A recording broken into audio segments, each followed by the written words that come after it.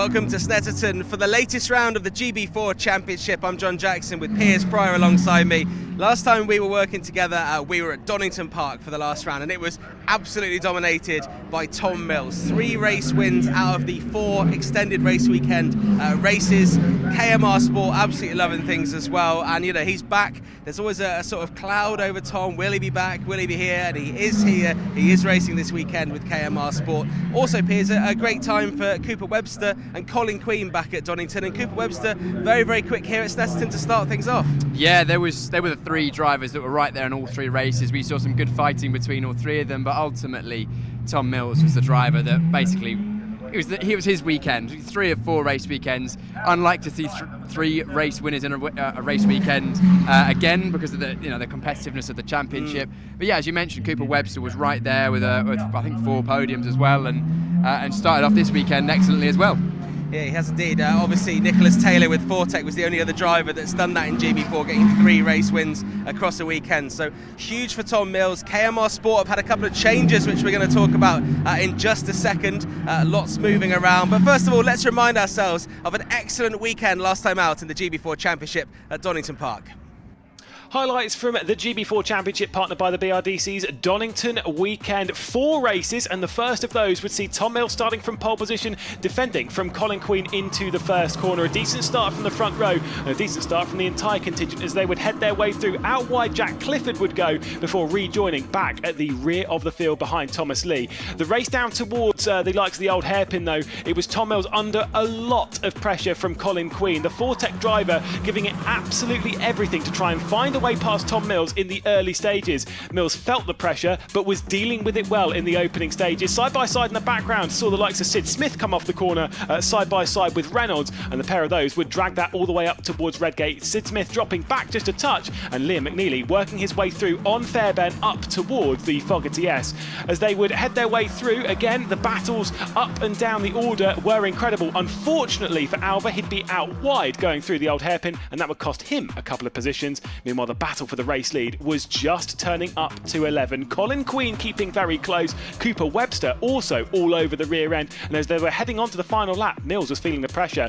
Kulkarni unfortunately made a mistake coming through the old hairpin, out wide and into the gravel before he'd retire from the race. Mills would come into the final corner though, having to deal with all that pressure from Colin Queen behind, and he'd deal with it well, coming across the line to take his 3rd win of the season ahead of Queen and Webster in fantastic fashion. There was a post-race penalty for Queen though that would drop him back a single position. On to the second race of the weekend, and once again Mills from pole position. Cooper Webster though getting a better start than Colin Queen, and he'd work his way up into 2nd position into the first corner. Reynolds as well waiting in the background to try and get his way onto the podium, but Cooper Webster was up into 2nd. Plenty of side by side through the first corner and out wide for one of the KMR Sport cars, and that was only the major drama at the first corner. Liam McNeely trying to get his way into 4th position, getting past the elite motorsports car of Harry Reynolds. Unable to do so just then, almost able to do so just here. Coming through Goddard's, once again Reynolds was defending well. Mills was pulling away to quite a decent margin over the opening stages, but he was being closed in on by Cooper Webster. McNeely would get to the outside of Reynolds, and as they go through Redgate, that was the move done from McNeely. Reynolds would try and come back though into the old hairpin before making this mistake. Around the outside he'd go, out into the gravel, out into the grass, and spinning round, dropping down the order. Once again, the fight though for the lead was absolutely on. Cooper Webster, Colin Queen both trying to find their way past Tom Mills and taking a victory for themselves. Sid Smith would go out wide in the final portions of the race before dropping a single position down to 12th in the race. Meanwhile, Tom Mills would come through the final corner to take his 2nd race victory in a row, the 2nd race victory on the Saturday, ahead of Cooper Webster and Colin Queen. And then on to the first race of Sunday, and unfortunately for Alva, it was a jump start. After his personal best qualifying, he'd come through the middle to take over the race lead, but he'd be given a 10-second post-race time penalty, and so the battle was for 2nd. Colin Queen trying to get past Tom Mills into that first corner with a little bit of pushing out wide. Queen was almost able to hang on from his pole position, but Mills was not letting it stop there. Cooper Webster was sat behind as well, trying to find his way into the mix, but it was side by side in that battle for the lead between Mills, between Queen and it was just about Mills working his way through. He'd eventually get past Alva as well before he'd start checking out from the field. Mills looking for 3 consecutive race victories. Cooper Webster down the inside of the number 48 of Liam McNeely as well in the battle for the final spot on the podium, as Webster would work his way through. Not quite on Queen though, and then this mistake from Irfan into the side of McNeely, spinning him round and pushing him out and almost costing him second in the championship. McNeely with a lot of work to do to come through in all of that. Sid Smith and Harry Reynolds would go side by side on the race down towards the old hairpin, with Reynolds working his way back up the order after early issues in the race. And this very late on, unfortunately for Colin Queen, going for a big spin, losing second position. Cooper Webster would come through, Alva would as well, but that 10-second time penalty would once again give that position back to Colin Queen. And then this, coming down to the final sector on the final lap, Clifford into the rear end of Irfan, and both of them going off, costly mistakes from Clifford. And the race lead, of course it was. Tom Mills through the final corner to take his 3rd consecutive victory, this one ahead of Cooper Webster and Colin Queen as well. Another dominant drive. And then, of course, onto the reverse grid race, the final race of the weekend. Harry Burgoyne Jr. starting this one from pole position. A slightly better start from Sid Smith on the race down towards the first corner, but the best was coming from Fairbairn. He dived down the inside to take 3rd position on his KMR Sport teammate, and meanwhile, Durianani was going out wide, heading through that first corner. He dropped right the way towards the back of the field on his debut in the GB4 Championships for Evans Grand Prix. They'd all go side by side, plenty line astern, going up towards the old hairpin, up towards Coppice as well, including this move. That was Kulkarni working his way through. McNeely going around the outside of Alva as well with yet another super send. McNeely was charging forward. He'd got his way past Webster, got his way past Kulkarni, and now was getting his way past Burgoyne Jr. with a fantastic move going into the old hairpin. And unfortunately for Burgoyne Jr., he was dropping backwards. Sid Smith would go out wide, allowing Tom Mills to come through and work his way up the order into 5th as they would work their way down. And then we saw this, one of the best moves in the GB4 Championship so far. Liam McNeely straight around the outside of Fairbairn, and that was for the race lead. Cooper Webster would be the next one to come through before Kulkarni would follow, as unfortunately Fairbairn was beginning to struggle with potential tyre woes in that KMR Sport car. Out of the final corner, Liam McNeely would take a fantastic, stunning victory, having to defend from Cooper Webster all the way through the end of that race. Let's take a look at standings then for the GB4 Championship, partnered by the BRDC after race 9 of the season. Tom Mills topping the standings after 5 victories by an incredible margin over Liam McNeely, who still somehow hangs on to 2nd place. The race victory in the final race at Donington certainly helps that. Cooper Webster with 5 podiums in his last 6 races is in 3rd, with Colin Queen starting to turn around his form in the championship. Jeremy Fairbairn, switch of teams for him, will be in 5th. Then Harry Reynolds, Harry Burgoyne, Aditya Kulkarni, Ruhan Alva and Jack Clifford rounding out the top 10. Behind that, of course, we have Sid Smith, who's had flashes of great pace in his Fox Motorsports car, with Josh Irfan in 12th position. Then we get Dylan Hotchin, Jason Konzo, Thomas Lee and Darianani finishing in 16th in the standings.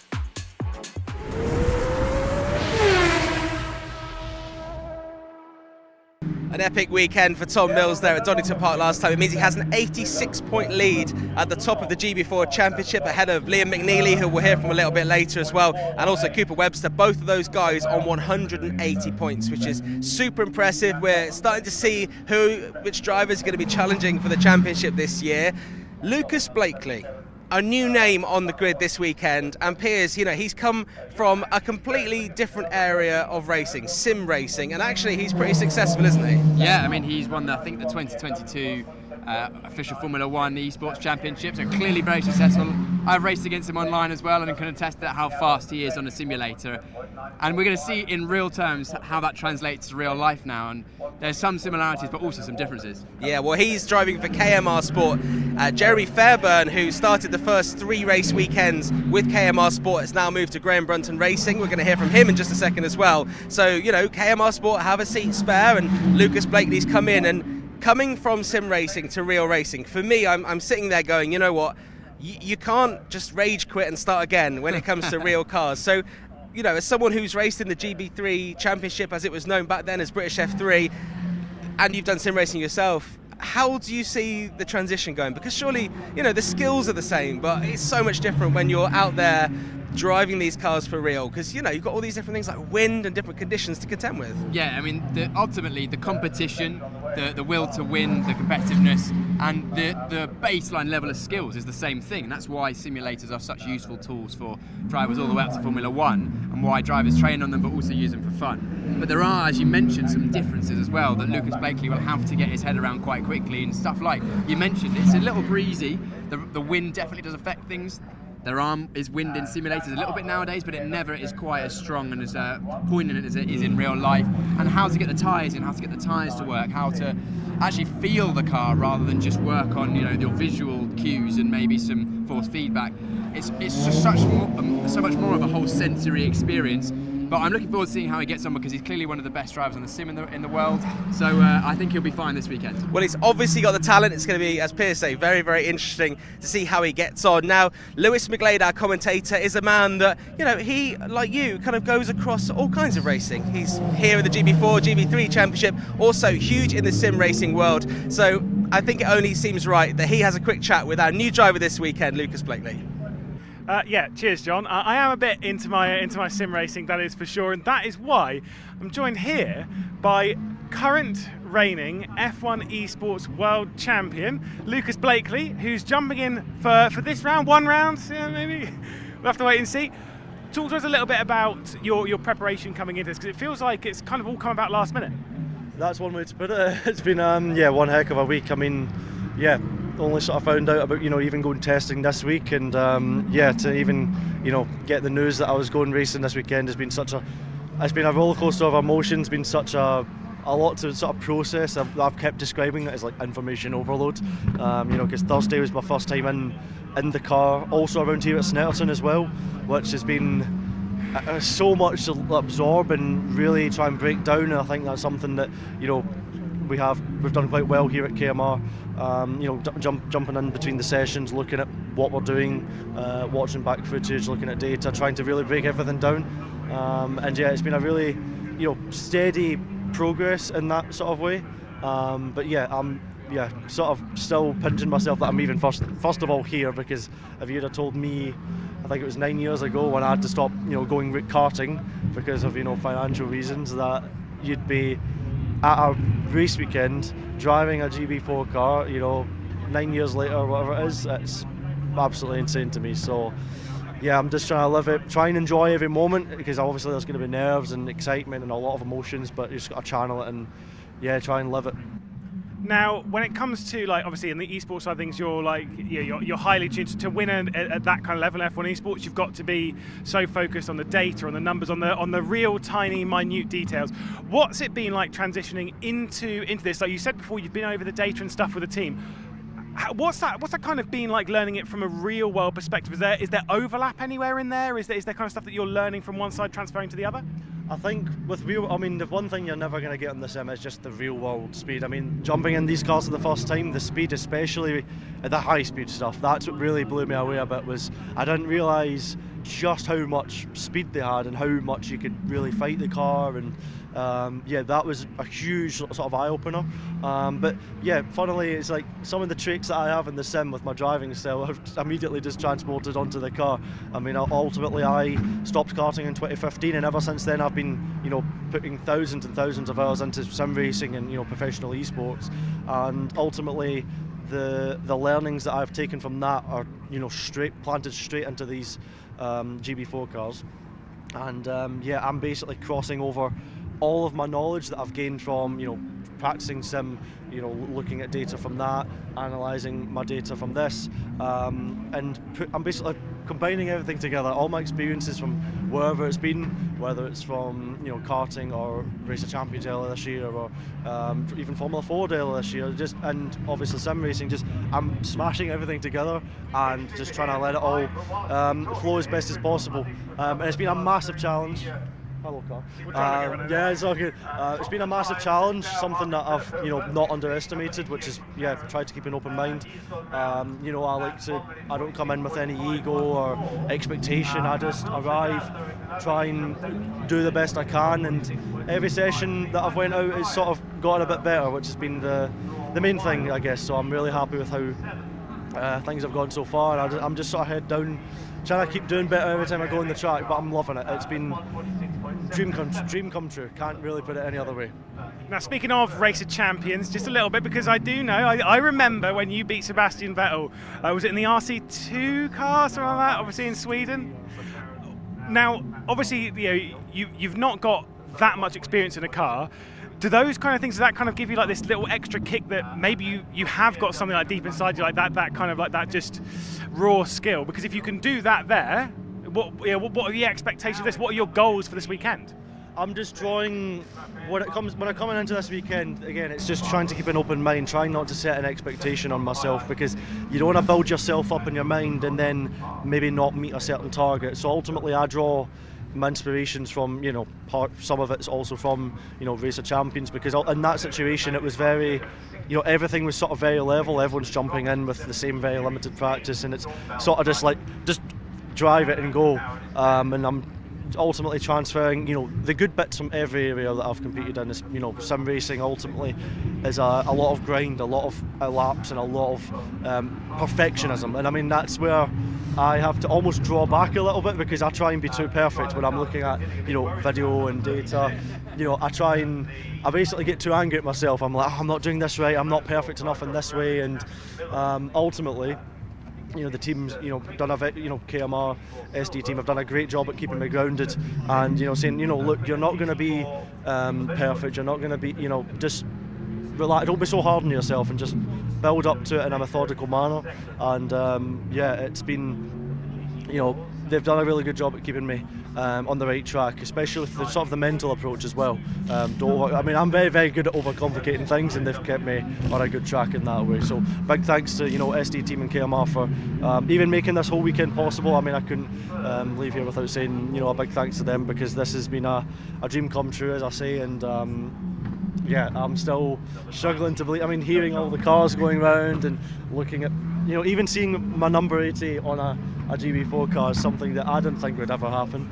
I have this saying that I adopted when I was younger with my dad when we were go-karting. It's called chasing the dream, and I always somehow find a way to come back to it. We're always chasing that dream more and more, and it just somehow keeps coming back to those three words keep coming back to me in some way or form in life, whether it's the racing or sim racing. I keep chasing the dream. And I don't know, I've obviously got a lot to still work on, but I think, we've done well so far, so let's just keep our heads down and see what happens. Well, Lucas, thank you so much. Now, obviously, with there being one car in the background which has been taken over by Lucas Blake, that means there's been a bit of an opening and a bit of a change up elsewhere in the paddock. We're going to head over to Jon now, who's with Jeremy Fairbairn. So Jeremy Fairbairn now driving with Graham Brunton Racing for the first time this weekend after switching from KMR Sport. A new team and a new sort of prospect ahead of you this weekend. Yeah, new team. I'm really liking it so far, getting along with the guys all very well. So I can't complain. Just finding that last bit of time in the car and setup, and we'll be right there, I'm confident. So you obviously did the 3 race weekends with KMR Sport, and you've decided to make this decision. What are you hoping for the rest of the season with Graham Brunton Racing? Some good results, hopefully some podiums, and potentially some wins if we can get it together. That's really the main goal. Obviously a couple of days of testing before we get to the race days here this weekend at Snetterton. What do you make of this track? Is it one of your favourites, or is it one that's maybe a bit more challenging? Yeah, I like this track a lot. It matches my driving style quite well, so I'm pretty confident here.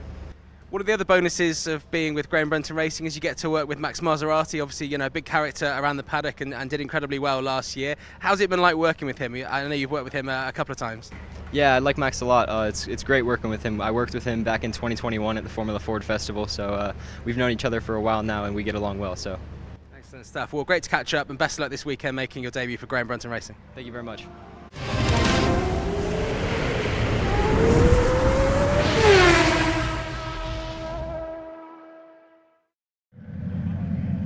We're here in the assembly area now. Cars just preparing to go out. Cooper Webster on pole position. Tom Mills, the championship leader, just behind him, Piers. This is going to be a real battle, and you can't count out Colin Queen just behind them. No, exactly. Those two pretty much every race this year, isn't it? And Cooper Webster for the first time making the fastest lap time in qualifying. He'll be hoping to pull away 2 new tyres on his left-hand side, whereas everyone else going with 2 used, so potentially a bit of a pace advantage for him as well.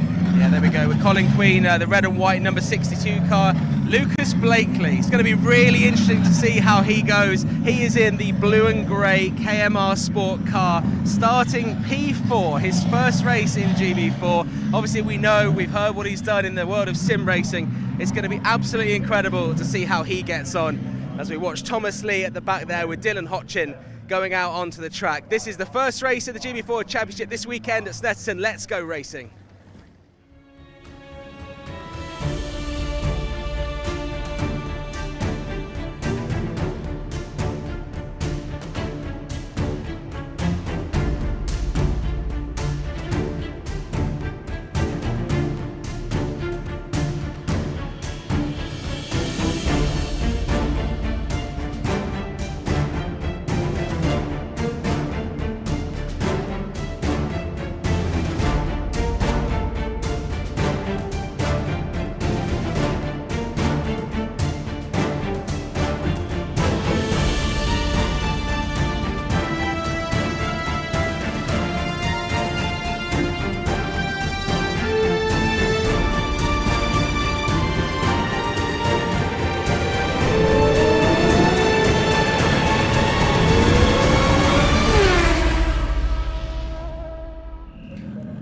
So a return to where it all began. The GB4 Championship, partnered by the BRDC, began here at Snetterton last year. It has been a long journey, a fantastic championship, a fantastic campaign in 2022 saw Nicholas Taylor take the title, and at the moment it is Tom Mills in charge of the 2023 season. Is that, though, how it is going to unfold? During this weekend, we will pass over halfway through the championship. 21 races from start to finish, and this one, the start of round 10 of the championship. We've done our Donington Park Super Weekend, and some decent progress was made from a whole contingent on the field, most notably, of course, that of Cooper Webster and Colin Queen, and yet still, despite that movement forward, they did not have enough to take on Tom Mills. Is this the weekend where that all starts to change? Nerves are at an absolute high on the grid. It is going to be a difficult test for all these drivers, that is for sure. It's a difficult circuit. We were saying about this back in the GB3 race, in GB4 as well, when you've got less downforce, still 160 brake horsepower, so plenty of power going just to the rear wheels. These cars slip and slide their way around the Norfolk countryside. Cooper Webster on that pole position, who's done a fantastic job. Tom Mills will be starting alongside him in second. Then, of course, we get Colin Queen in third, the same top three that we had for the majority of the Donington Park round. And then newcomer to the championship, it is 2022 Formula One Esports World Champion Lucas Blakely starting from fourth. Harry Burgoyne Jr. will start from fifth position ahead of Liam McGlade, the driver that still hangs on to second in the championship after that race victory back in Donington Park.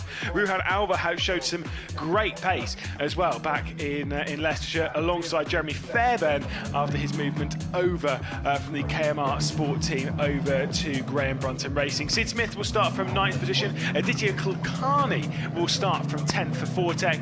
And then behind that, we've got Jack Clifford after a few struggles in his KMR Sport car alongside Dylan Hotchin in 12th. Of course, the final row of the grid will see Thomas Lee for the Evans Grand Prix team. We're in a lovely GB4 Championship sandwich with some delicious Evans Grand Prix bread, one at the front and one at the back. Once again in the commentary booth, it's myself, Lewis McGlade. Piers Pryor has made the journey over to the commentary booth to talk us through this one, and the big question is, can Cooper Webster do it? My money's on Cooper Webster for this one. He really wants a race win. He's gone pole position, and he's got 2 new left-hand side tyres. I don't know if you heard me on the grid. Yes, he's the only driver I could see on the grid, or at least in the top 7 or 8 drivers that I could see from my position on the assembly area, that has taken 2 new left-hand side tyres. So it should give him a little bit of a pace advantage, at least in the first sort of half to 2/3 of this race, once he gets them fired up, which shouldn't be an issue today in the warm sunshine here at Snetterton. Yeah, it's been, like we said in the GB3 race, if you watched that, if you joined us for that earlier, there had been a few sprinkles of rain just before the race.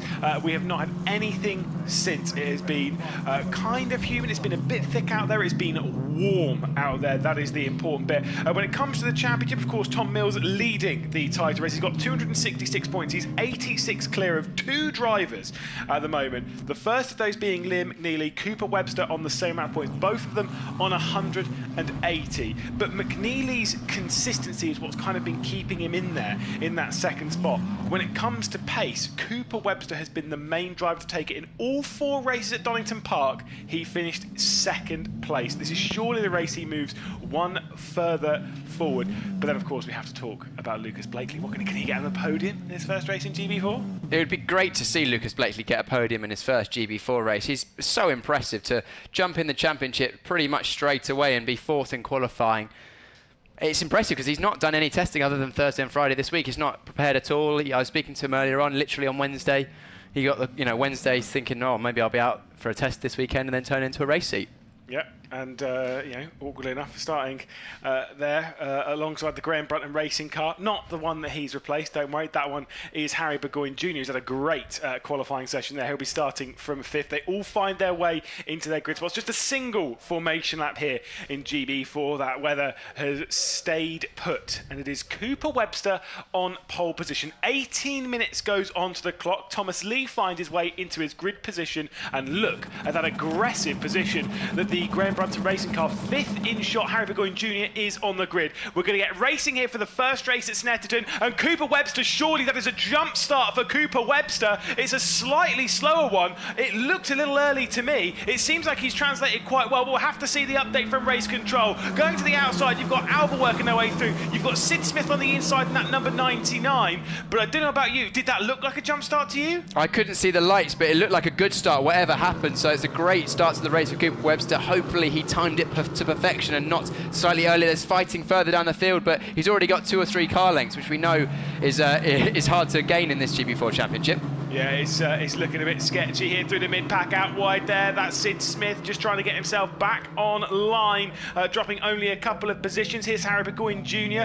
Trying to fend off Ruhan Alva in that 27 down the inside. Harry Burgoyne Jr. 4th position for him in all of this as he's trying to pull his way forward because Blakely has dropped backwards a fair amount. But at the moment, it is a big lead for Cooper Webster, who's already trying to pull himself away. Kilcarney taking the defensive line from the number 3 of Jack Clifford. Jack Clifford looking out on the inside, and then the outside of Oggies. It's quite hard to overtake there, not a particularly long braking zone. As you can see, the rubber that's laid down on the circuit here, if you just move off the race line ever so slightly, you'll be on the marbles. But Cooper Webster continuing to extend that gap at the front of the field. I don't know if there's any note from race control. I don't see anything at the moment as there is Liam McNeely trying to get down the inside of Ruhan Alva. McNeely in that number 48, the driver second in the championship, making contact with the Fortec car in the 27, who comes over to take an extremely defensive line as they head their way towards Bombhole. They're now firing their way through Coram. This final section, look at how far wide Ruhan Alva is as he comes back in to take the racing line. Liam McNeely all over the rear end, as well as Jeremy Fairbairn on his debut. That's a big slide and an excellent catch for Ruhan Alva, but surely he's going to lose some positions here. I thought Alva was going round there. The opposite luck he had to that corner was extreme, and somehow didn't even get that bad of an exit. So clearly that car set up pretty loose as they're fighting further back, but that is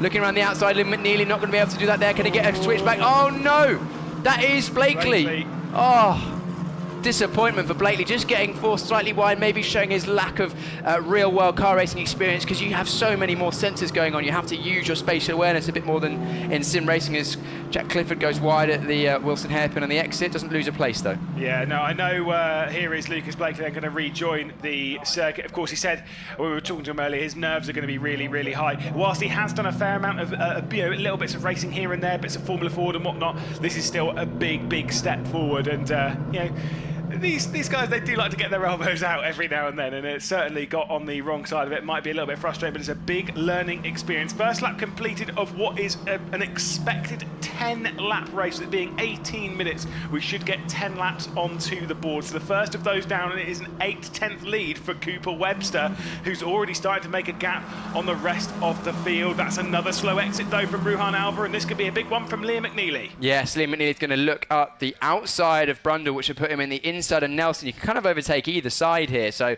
defending is somewhat as tricky as that. Round the outside goes McNeely, braking nice and late. All he has to do is get a good exit, otherwise Alva will try and cut underneath him.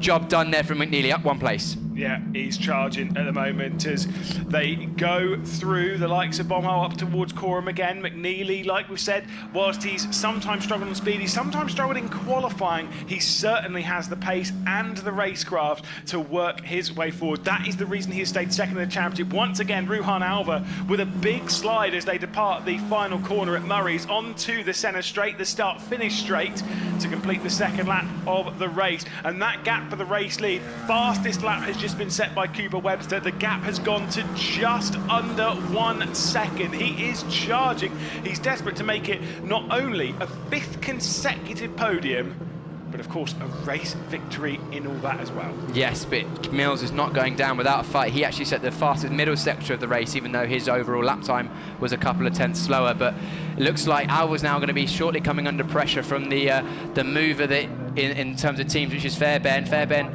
just finding his feet in that new team. It's always interesting when you change teams, because all teams will have a slightly different philosophy in how they set up the cars and how they feel to drive and how to get the most out of them. Even though they're all the same machinery, you know, it's just the springs, the dampers, settings, the roll center, everything, the ride height and stuff. You can do different bits and pieces, and some teams would like to set the cars up a bit more on the nose, a bit more oversteery, some a bit more understeery, maybe different aerodynamic settings. And that's part of the interesting thing about us. But oh, so going wide, that is Kulkarni dropped to 2 wheels on the grass going into Williams there, but unfortunately losing some time. But it looks like he's going to manage to continue. Yeah, he's in the background there, so he's continuing on, but has lost some time off the back of the Fox Motorsport car there, number 99 of Sid Smith. It's so easy to do though, isn't it? Running wide, going through the corners, likes of Williams. A lot of these corners, they push the front end out wide. You know, when you think of that, you think of Palmer as well, the run through Hamilton. I mean, seeing it on the onboard lap that we got a little bit earlier on, of course, when we had that onboard lap from Cooper Webster. Particularly through Hamilton, the front end, it almost just seemed a bit lazy, a little bit difficult. There is not much aero on these cars. There's still, you know, obviously plenty to do a fast lap time, as here comes Sid Smith on Jack Clifford to try and make the move, going around the outside of T1 at Riches. This is going to be a big one. He's going to have to try and clear him on the start-finish straight. It's not been a great exit from Clifford, who's going to try and remain side by side through the first corner. The pair of them are going to go through. They're going to give each other space on the exit as well, maybe even a little bit too much space, a little bit too much respect. And Jack Clifford holds the defensive line coming down to the Wilson hairpin, and Sid Smith is unable to get through. No, he's not unable to get through this time. However, he's still well positioned for a move up to Agostini if he can concentrate on getting a good exit out of Palmer's, which is this corner, turn 3. It looks like he's just washing ever so slightly wide, but Agostini is one of these corners where you can dive from quite late. We've seen it in GB3 and GB4 in seasons gone by, and he's looking up the inside. Can he get it done? Oh, he's locked up. Nearly contact. Clifford gives him just enough space, but they hold station once again. That is very, very sketchy indeed, but wow, they are pushing each other to the limit in all of this, which is exactly what we expect. Not quite halfway through the race, this is the battle for 8th position on the road, and like I say, at the moment it is going the way of Jack Clifford, who, again, I've said it before, continues to struggle a little bit in qualifying. I don't know quite what it is, because Clifford does actually have some decent pace. He shows flashes of it. Speaking of which, by the way, Colin Queen with the fastest lap of the race, and the top 3 are pulling away from everyone else. Where have we seen this before? We've seen this pretty much every race this season, haven't we, Lewis? It's Webster, Mills and Queen, the top 3 that are pretty much the class of the field, especially in this first half of the season. Hopefully we'll see some more drivers getting their pace up to the front 3 towards the end of the season. But I must say, I've been very impressed with Harry Burgoyne Jr. this weekend in 4th place, the number 68 Graham Brunton racing car, because he has been generally sort of towards the lower end of the top 10 for most of the season so far. But, you know, on merit in 4th place and holding off the likes of McNeely and Alva at the moment. Here we go, replay the start list. Oh, definite jump start. Oh, no. Has anything come through from race control Nothing yet, but it looks like Cooper Webster was rolling before anyone else had. And he mentioned that at the previous round, didn't he? Or some of the drivers did. If you're there on the rev limiter and when it's nice and hot, it can sometimes just cause the car to. I really, really hope that was just as the lights went out. Yeah, I mean, I don't want to be obviously, I did call that quite early. That is not me being a clairvoyant. That's like I hope that wasn't a jump start. Quite like Cooper Webster, and we don't want those kinds of things to happen. They're so easy to do so, and like I say, might have just pushed it a little bit too far. But do remember, what was the round? Was it 20? 2018, Valtteri Bottas. It might have even been earlier than that, might have been 2016. Valtteri Bottas had a start that was so close to the lights going out. I think they actually deemed it as a jump start because it was faster than what a human reaction could be. Yeah. So it was something very odd in that kind of vein. And I do wonder if we have anything like that. But like we say, we've had no word from race control just yet. If it is a penalty, though, if memory serves, it would be a 5-second post-race time penalty. So we would still be on the podium. He is, though, having to deal with some pressure. Whilst the lap times are very close, by the way, it's 2 thousandths of a second on the previous lap between Cooper Webster and Tom Mills in favour of Tom Mills. So that gap's come down by the tiniest of margins. Yeah, so it's pretty much holding station. It'll be interesting to see what the gap is as they come over the line for the the fifth time now. So a fastest lap of the race from Cooper Webster by almost 0.3 of a second. So actually he's opened the gap out by 0.3, especially in that last sector. He was right on it with the purple last sector. And Burgoyne actually lapping pretty fast, well, not far off the pace of the front three, although McNeely actually not far off. He's gapping or reducing that gap to Burgoyne by about 0.4 of a second, so we're probably going to have a fight for fourth place on in a not too distant future.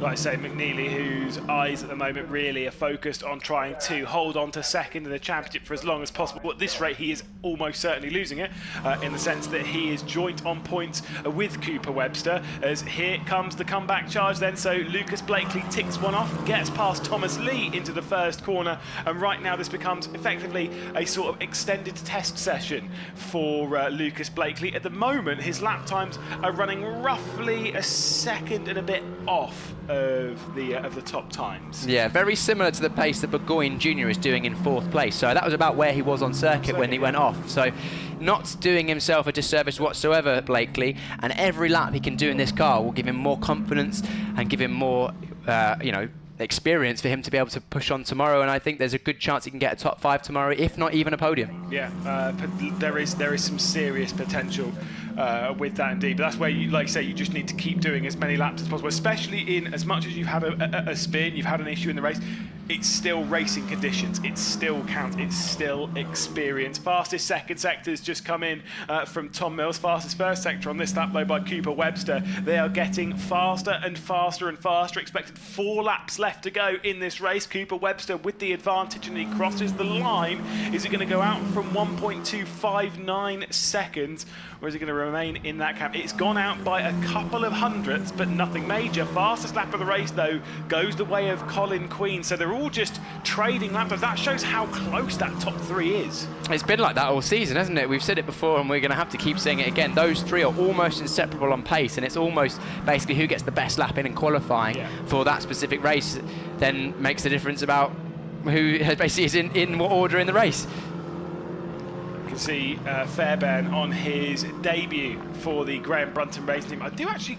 I quite like the 87 without the white block around it, the number without the white block around it, of what you've got on Harry Burgoyne Jr.'s car. I think that's quite a fetching livery at the moment for the Graham Brunton racing team. He spoke highly of the team since he's jumped in behind the wheel. Of course, it's only been for this weekend. We'll have to wait and see how that was. Ex-KMR Sport driver, as he's trying to get past Ruhan Alva and up to 6th position in the race. Of course, we have seen Fairbairn with some incredible speed this season. Remember back to, was it the first race of the championship? First race of the championship. He took wheel-to-wheel fight with Tom Mills all the way through. It was brilliant. Oh, hang on. That was Alva hitting something on the circuit. Whether it was a small animal or was it a piece of debris. Hopefully it hasn't damaged the car, but there was definitely something that he hit on circuit there. Hopefully it was just it looks like something in the radiators as well. Maybe a bit of polystyrene. Maybe it was something that his teammate Kulkarni dragged onto the circuit.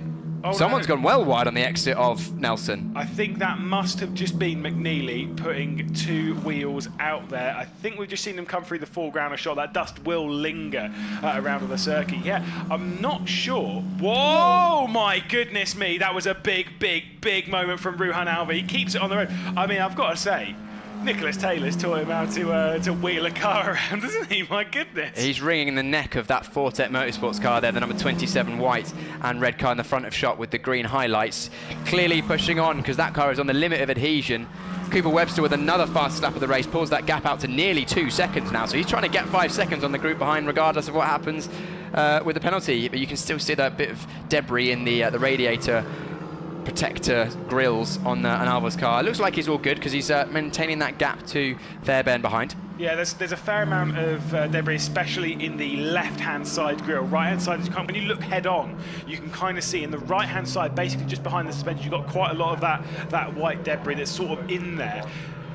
It's not blocking over too much, it seems, and certainly in what is effectively a sprint race, it should still be fine, especially with only 3 laps left to go. Yeah, that amount of blockage is not an issue. The engine temperature might rise a couple of degrees, but nothing crazy. It's only when you start to fill the radiator ducts with grass and dust that then the engine temperature can rise to a level where it will start to reduce power or potentially cause some damage. So no worries there. All Alva has to do is keep it nice and clean and tidy as best he can, and it's quite difficult to overtake around the Snetterton 300 circuit because of a lot of medium and high speed corners, and it's quite narrow, so unless he makes a mistake, it's difficult. You're pointing at something on the back of the shot, Lewis. There was something on the straight, in the middle of the straight. I wonder if we'll see it again. So as we're coming around now with Dylan Hodgson and Lucas Blakely going through Williams, there is something in the middle of the straight. Now, my question to you is, how much can you see things like this? I don't know if we can see it from this shot. Just a little something. Kind of just see it here. Just on the right-hand side, I say here, I've just pointed at the screen as if you can all see it at home, what I've just pointed at as Blakely makes the move down the inside. Oh, attempts to make a move up the inside of Dylan Hodgson, but doesn't quite make it done. But yeah, you've got good vision, to be honest. You can't see very much directly in front of the cars, but because the circuits are so flat, you can see the circuit a long way in the distance, and you can see something coming. And the drivers, that's one thing you have to learn when you move from karts into car racing, or even just do car racing for the first time, is how far ahead of yourself you have to look. These drivers will be looking, 50, 60, 70, 100 meters further ahead than where they actually are. You're looking at the braking point for the next corner as you're exiting the previous corner, and then as soon as you get anywhere near the braking point, you're then looking at the apex, and as soon as you turn in, you're then looking through the exit of the corner. Here we go. It looks like... Oh, it is almost... That is almost certainly... A piece of polytyrene? No, I think that might have been an animal of some description. No. A small animal has met its sorry end on the front of the... I think so. I don't want to say for sure. That is really unfortunate. Generally, the animals don't tend to join the circuit because, of course, they get scared off by the noise of the cars. But all that matters at the moment in terms of the race is that the cars are undamaged, and Cooper Webster still rumping away at the front of the field. That gap over 2 seconds now as he set the fastest lap on that previous lap once again, and then went purple in the first sector again. Yeah, it's like I say, it's once again just finding so much speed on it. You got to ask the question though, maybe he's overdoing his tyres a little bit, maybe he's overdriving it a little bit, who knows. At the moment he's absolutely flying. There will be 2 laps. Oh, excuse me, I'm committing. Yeah, sorry, it'll be 1 lap after this. This is the penultimate lap because it's going to be 48, 49. Yeah, so this is probably the penultimate lap now, but I think Cooper Webster might have pulled a great strategy here, because even if it rains in just one of the races tomorrow, he has made the most use of his brand new left-hand side tyres. Of course, 6 tyres for the whole race weekend in GB4. Yeah, I explained it a little bit again in GB3, but just to clarify to everyone watching, if you are new to the championship,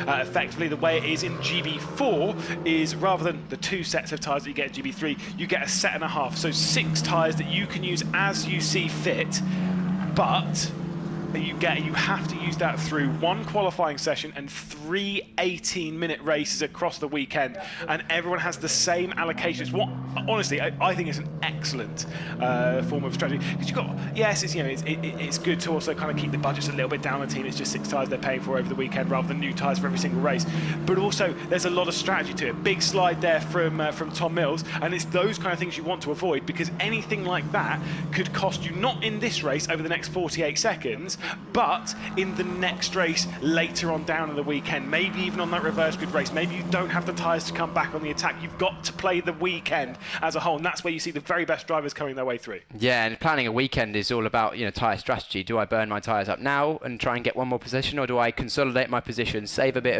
of rubber for the end of the weekend? But the weather for tomorrow is definitely looking changeable, but Tom Mills is still pushing on because Colin Queen is mounting the pressure on. We saw a slide from Tom Mills earlier on this lap. There's only 1 more overtaking opportunity for Queen in third place. It's into this last corner, but it doesn't look like he's quite close enough. You can see him fighting at the wheel. Yeah, he is wrestling as hard as he can. We come down into that final sector. Cooper Webster's going to come out. The timer is going to tick down to 0. And just about as they cross the line, Cooper Webster takes the checkered flag to take his first victory in the GB4 Championship, partnered by the BRDC. Tom Mills, championship leader, just about comes across the line in second place, halting off the charge of Colin Queen. Then Harry Burgoyne Jr., what a sensational drive. He's had a fantastic round so far in that qualifying session, and he's showing the pace that he's got. 4th position on the road for him, McNeely behind, then Alva, Fairburn, Clifford, Smith and Kulkarni will be your top 10. Obviously, we've not had any note from race control about Cooper Webster, and this is the kind of thing where I get the feeling that if it was going to be a jump start, we would have heard about it now. I think he has got quite lucky. He's done very well there. It's a great drive. Clearly quite a good start there, and then pulled away. He was the fastest car on circuit quite considerably. His fastest lap on, I think, was the last, no, not the last lap, the penultimate lap. 47.0 was 3 or 4 tenths faster than anyone else. He'll be very, very happy with that. Yeah, certainly so. He has put on a brilliant show. As Cooper Webster taking his first victory. And like I said, it's his 5th consecutive podium. He is looking very consistent in the Evans Grand Prix team. He's been moving his way forward. This will obviously solidify his 2nd in the championship. He came into this round a joint 2nd in the championship, but after 10 races, he finally closes in the gap just a little bit to Tom Mills by 5 points. Cooper Webster then will take the 35 points for victory in the provisional results for round 10 of the GB4 Championship, partnered by the BRDC. Tom Mills in 2nd and Colin Queen are rounding out the podium. Harry Burgoyne Jr. and Liam McNeely round out the top 5, with Ruhan Alva in 6th place. Fairbairn on his debut for Graham Brunton Racing will be in 7th, with Jack Clifford, and then Sid Smith and Aditya Kulkarni rounding out the top 10. Lucas Blakely was able to recover to 11th position on the road, getting past Dylan Hodgson after that move late on, and Thomas Lee finished a lap down in 13th in the 2nd of the Evans Grand Prix cars. So into the podium area what they will go, and Cooper Webster, who I remember how frustrated he was in the first race of Donington Park when he saw people exceeding track limits, you know, and Colin Queen did get a penalty in doing so. I don't think there's going to be much negativity for the number 37 as he comes into the pit lane and will drive his way into 1st place and will eventually climb to the top step of the podium. It's actually his 7th podium in the championship, 7th podium in just 10 races. The other results are an 11th, a 9th and a retirement. That is why it's taken him so long to get ahead of Liam McNeely. He has had the pace, he's had the consistency, to be perfectly honest, but it's those 3 races, issues potentially out of his control, potentially, well, within his control, but inexperience, just costing him ever so slightly. Out of the car, and again, handshakes from all those around, including his competitors and team manager and stuff. You can see there on the right-hand side, Colin Queen out of the car. And these 3 drivers, not in this order, of course, it was Tom Mills, then Cooper Webster, then Colin Queen, but these 3 drivers were on the podium in 3 of the 4 races back in Donington Park. They were the class of the field, and this is actually the 5th time all 3 of them have been on the podium this season together. Of course, the other time was the 2nd Silverstone race, where now we can go and catch up with our podium once again, of course, the same one as always, from Jon Jackson.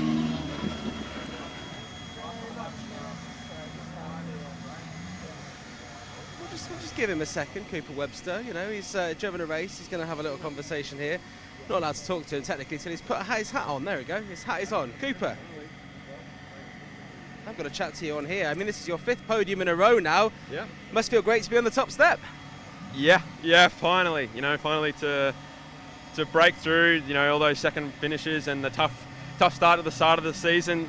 It feels really good. Yeah, really good. So, and then to do it like that and to just pull away in front of the rest of the field, I'm over the moon. Now, they've been talking a lot during that race on your start. It looked like it was probably the perfect start, but a lot of people saying it was potentially, you know, maybe a little bit too quick. We've not heard anything though. So Lewis on the commentaries suggesting that it was all good. But I mean, that start was what set you up, really. No, that's right. Yeah, that start really made it quite straightforward. You know, I didn't have to fight Tom down to turn 1 or to turn 2, but no, I thought my start could have been better. I got a little bit of wheel spin, I think, but the reaction was just really good. So, yeah, I don't think it was a jump start. Like, I felt pretty comfortable from my side, but I think if you asked Tom, he would say he didn't get a very good start. Yeah. I'm going to ask Tom in just a second. Obviously, you're on pole position for the second race tomorrow as well. More of the same? Yes, yeah, more of the same, more of the exact same. Yeah, I will try to copy that race completely. Excellent stuff. Cooper Webster, your winner in the GB4 Championship. I'll let you go and celebrate, and I'm going to go and ask Tom Mills right now. Let's see if we can find him. Celebrating with his legions of fans here. The man in red you're going to see here, Matt Acton, a huge character around the paddock, great photographer, chatting to Tom Mills. Tom, how are you doing? Like, it looked like a great start from Cooper there, with, suggesting whether it was maybe a bit too quick. What do you reckon? I was looking at the lights, so I'll tell you now, we've not heard anything about it. Yeah, I could see in my peripheral it was a small amount of movement, but I was looking at the lights. But yeah, anyway, forgetting that, he drove a brilliant race. So my car was a bit of a handful. So the best I could do was second, and that's what I did. So it was a good race in the end. Still a good amount of points though, and you have got quite the lead at the top of the championship. So going into the second race and the third race tomorrow, you must be still feeling pretty good. Yeah, I'm always going to feel good. It was still second, where I started. I think that's where our pace is this weekend. So yeah, it was good just to do a clean race without any mistakes. And yeah, Cooper took the 2 new tyres then, and we'd saved them for tomorrow. So I think me and Colin might be a bit closer to him tomorrow. Excellent stuff. Well, look, another trophy, another podium for you, Tom. We'll let you continue celebrations there with everyone he's with. Let's go and chat to Colin Queen. Hey, Colin Queen chiming with Fortec, and it feels like it's just me chatting to you, to Cooper, and to Tom, because you guys just dominating the podiums at the moment. Yeah, no, that's basically what's going on at the moment. We're basically running the same speed, same consistency, and no one's seeming to make any mistakes. So yeah, we got good information for the tires for tomorrow. They didn't really fall off that much, which was good. So yeah, starting P2 should give us a better shot. But yeah, starting P3, it's difficult when everyone's on the exact same pace. Yeah, and obviously you're starting alongside Cooper tomorrow, whereas you were starting behind him today. His start was very, very quick. Did it look like he was maybe a bit too quick, or do you think it was okay? I wasn't watching. I was watching the lights.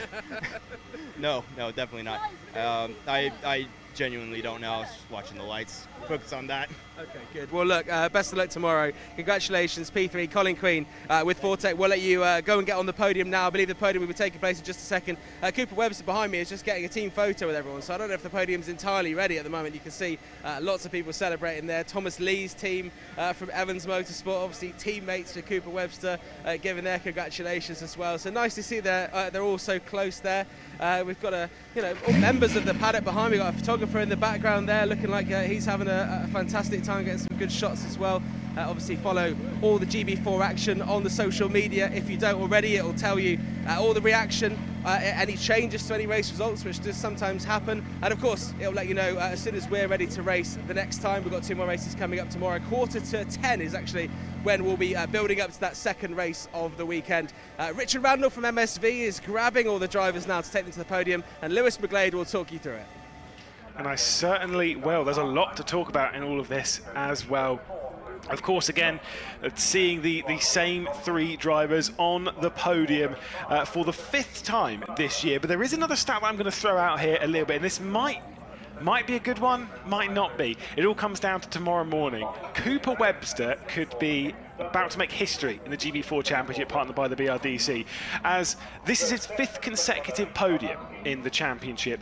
Now, only one driver has had 5 consecutive podiums before, and that, of all people, because people will be like, oh, surely it was Nicholas Taylor, surely it was Jared Wilburski towards the end of the season. No, it was Jack Sherwood, and he had 5 consecutive podiums. His race after that was a retirement. Is that an omen for Cooper Webster, or are things about to change? Is he going to take his 6th consecutive podium tomorrow? We'll have to wait and see. Either way, the first of those climbing onto the podium will be Colin Queen. And again, he had 3 consecutive 3rd place finishes back in Donington, then had a 13th in the final race. And of course, he'll be on to the podium in that 3rd position once again for the 5th time this year. Tom Mills takes 2nd place for only the 2nd time this year. Of course, he's got 5 victories. But then Cooper Webster takes Yet another podium. It is his 7th podium in the championship, but this time it is a victory. He's been building his way up to it as well. He had 2 third-place finishes over the first couple of rounds, then had a string of 4 consecutive runner-up positions back in Donington Park. We come into Snetterton, he takes pole position, and he looks strong. He's carrying that speed through. He started from pole position, he took the victory as well, and he's looking good for tomorrow. He'll be starting, again provisionally, from pole position once again. Only tomorrow, it's not pole position alongside Tom Mills. It is actually pole position alongside Colin Queen, who will be starting from 2nd place. Then Tom Mills will start from 3rd, Harry Burgoyne Jr. will start from 4th before we get Lucas Blakely, Liam McNeely, Jeremy Fairbairn, Rihanna Alva, Sid Smith, Jack Clifford rounding out the top 10, Aditya Kulkarni, Dylan Hodgson and Thomas Lee will be the order for tomorrow's race. Of course, all things being provisional, I'm sure a few things to look at from the race. I also agree, having heard from some of the drivers there, as much as from the angle that we saw, it might have been close to a jump start, it might have been this, might have been that. I think it was just a good start and it was just well timed. It was a brilliant effort from Cooper Webster, but he's only one of the drivers on the grid. The rest of them are about to be caught up with by Piers Pryor. Happiest man in the paddock, Thomas Lee. Thomas, you're celebrating with your teammate Cooper Webster after an amazing drive, drove away from the field. But you yourself, of course, you're out there as well. You came out every time I see you out of the car, biggest smile ever. You mentioned last time you weren't as prepared as you wanted to be. This time out, a bit more? Yeah. So I have to say, well, let's start off with traveling to Snetterton for the first time. So I literally landed on Thursday night, and then got back to the hotel about like midnight. So I'll be able to sleep. I was able to sleep for about 4 hours before Friday's 2-session practice. So, but luckily, as I mentioned before, I was able to do a little bit more sim this time. So, so I think adapting the circuit, it was a lot more fluent. But I do have to say it's definitely not enough. Yeah. Unfortunately, I couldn't make it out on Thursday, but spending time with kids, so yeah, so it is what it is. Of course, but you mentioned you do quite a lot of practice on the sim, and then it helps you. Yes. Just a word on Lucas Blakely, who's of course F1 Esports champion. Yeah, he literally popped in. Didn't know he was going to be racing this weekend. Fourth place on the grid. That must got to be pretty impressive. It is very amazing. Yeah. So the crazy thing is, again, after I got here, I started looking at people's times, and I was looking at Lucas, and it was like, oh my goodness, because I follow him on Instagram, and I haven't gotten the chance to stop by and say hi. So I'm definitely going to do that after this. But yeah, I mean, apparently, Lucas has been doing sim for the longest time, and I mean, you see the result. So yeah, I promise next time I'm going to do more sim. And then just quickly, yeah. Cooper Webster, your teammate, first win of the season. What's that? Yeah, I mean, it is super amazing. I'm super happy for him. I mean, I have to say that when I first met Cooper for the first time, I mean, he was one of the greatest guys. So I'm so happy the fact that, again, because of them, because of the team, because of Cooper, I was able to, get to where I need to be, a lot quicker. So again, I appreciate all the amazing experiences and all that. So yeah. Brilliant. Thanks for chatting to us, Thomas. We'll let you go off and celebrate with the rest of your people here. We've got Jack Clifford. Jack. Whoa, it's tough out there, isn't it, mate? Yeah. No, that was a busy race, especially at the start. Like I reckon there was a pack of like 6 cars that were all jostling from white line to white line. So my start wasn't quite aggressive enough on the actual clutch dump, so I lost a little bit of time there, and then inherited a few spots, passed some, and then caught onto the Burgoyne Alva Fairbairn bunch. But then when I caught onto him, I ran wide, trying something different. So yeah, then it was just trying to get back into the rhythm, because I get into the rhythm a little bit late, so trying to get into that rhythm from the get-go. But okay race. It's all the experience though, isn't it? Because again, a lot of the times you're racing here, it's the first time you've raced on these circuits, and you said you tried something a bit different. A lot of these drivers either might have tried it before in other championships, or even Tom, for example, his teammate, of course, was here last year, but talks about the racing. It looks really close, and I saw that, dropping 2 wheels off the curve, trying to find a space. It's really close, and it looks like the racing is like hard but fair. Yeah, no, it was very fair. I mean, there was no contact from what I saw in the cockpit. But yeah, it seems very fair, very hard racing, which is good. It teaches us how to properly be in a good combat. But it was hard but fair. It was hell for leather. Yeah, and then we're looking ahead tomorrow now. Of course, tomorrow we've got 2 races. We've got race 2 and then the reverse grid race 3. Weather's looking changeable. Does that play in your favour? Yeah, I wouldn't mind a bit of rain. That would be good. But it seems to... when it seems it might rain, it's the cloud, it misses us. So we'll see. I mean, the weather will be the same for everyone, so I wouldn't mind a bit of rain. So we'll see what falls from the skies. We will see. Well, thanks for chatting to us very much, and we'll catch you again tomorrow. Thank you. Nice one, Jack. Yeah, we're going to chat to Jack about his car that he was talking about on social media. He's bought a nice trusty old car for his long journeys. I've been trying to find other drivers, right? I haven't managed to find any other drivers. They've all gone into their debriefs. It's the end of the day here. I have found, everyone loves a mum, and I found Piers' mum. She's very proudly watching on here. Just behind the camera. We're not going to bring her on the camera. Oh, she's on the camera. No, okay, that's enough. That's enough. Fantastic. And Piers is going to treat her to a very expensive meal tonight.